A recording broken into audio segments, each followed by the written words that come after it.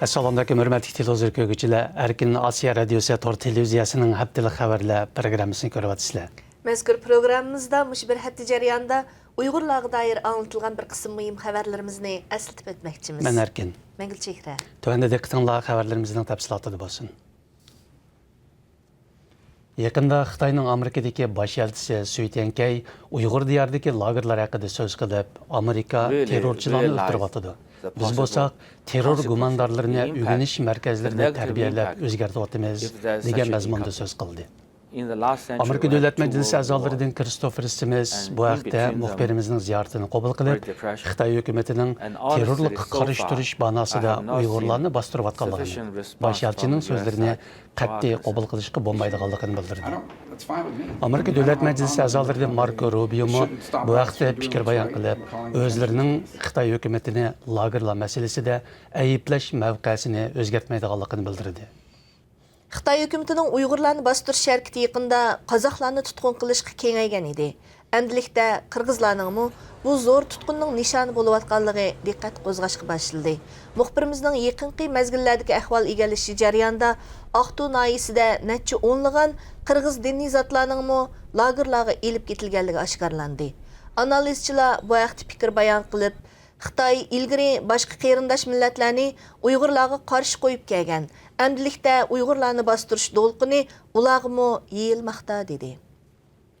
Amerikadagi nopozliq aqllar ambarlaridan biri bo'lgan Kato instituti maxsus muhokama yig'inida chaqirib, Uyg'urlar duch kelayotgan fojialar dunyoni g'aflat uyqusidan uyg'otishi lozimligini ko'rsatdi. Yig'inda so'z qilgan mutaxassislar navbatda Xitoy hukumati kasbiy tarbiyalash maktablari deb atayotgan bu joylarda Uyg'urlarning zo'r qirg'inchilikqa duch kelish xavfida turayotganligini, bu xil zo'r ko'lamlik irqiy qirg'inchilik yuz berishining oldida dunyoning buningga qarshi tadbir olishining zarurligini o'tirg'a qo'ydi.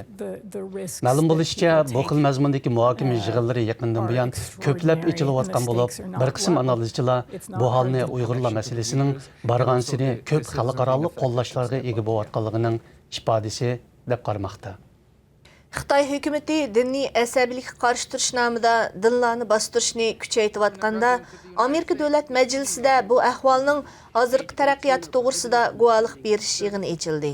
Guvohlik berish yig'inida lagerlarning bevosita shohidlaridan Mehrigul Tursun va boshqa mutaxassislar Xitoy hukumatining dinni xitoychilashtirish shuari ostida Uyg'urlarning islom diniy e'tiqodiga qanday hujum qilayotganligini bayon qildi.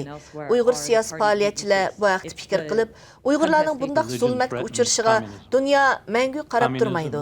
Shunga Uyg'urlar umidsizlikka giribdor bo'lmasligi lozim dedi. 24 noyabr kuni Xitoy turmusida yetayotgan Uyg'ur ziyolisi Ilhom To'xtiga Turk dunyosi tadqiqot fondining Turan yozgan Turk dunyosi kishilik huquq mukofoti berildi. Mazkur mukofot inson haqlarini himoya qilish sohasidagi vakillar va shaxslarga beriladigan bo'lib, marhum yozuvchi Turan yozganning nomiga ta'sis qilingan. Ilhom To'xtiga berilgan mukofotni Angliyadagi Uyg'ur siyosiy faoliyatchi Rahima Mahmud vakolatan topshirib oldi. Ma'lum bo'lishicha, Uyg'urlar masalasi Turkiya hukumati bilan Xitoy o'tirisidagi tashqi munosabatda nozuk masalalardan bo'layotganda, bundaq bir mukofotning Uyg'ur ziyolisi Ilhom To'xtiga berilishi zo'r ahamiyatga ega deb qaralmoqda. Yillardan buyon Uyg'urlar va O'rta Osiyo tadqiqoti bilan shug'ullanib kelayotgan necha yuzlagan kishi yaqinda kollektiv bayonot e'lon qilib, Xitoy hukumatini lagerlar masalasi bo'yicha qattiq aybladi. Bu tadqiqotchilar yana Washington shahridagi davlatlik axborot klubida muxbirlarni kutib olish yig'ini o'tkazdi. Yig'inda ular dunyodagi davlatlarni va tashkilotlarni Xitoy hukumatiga besim ishlatishga chaqiriq qildi. Shuning bilan birga ular Washington shahridagi Georgetown universitetida bir kunlik muhokama yig'ini uyushtirib, Uyg'ur diyoridagi siyosiy vaziyatni tafsiliy muhokama qildi. Muhtaram televizor ko'ruvchilar, yuqorida Erkin Osiyo radiosi tor televiziyasining haftalik xabarlar programmasini ko'rdinglar. Kelar hafta ko'rishaylik. Xayr xo'sh. Xayr xo'sh.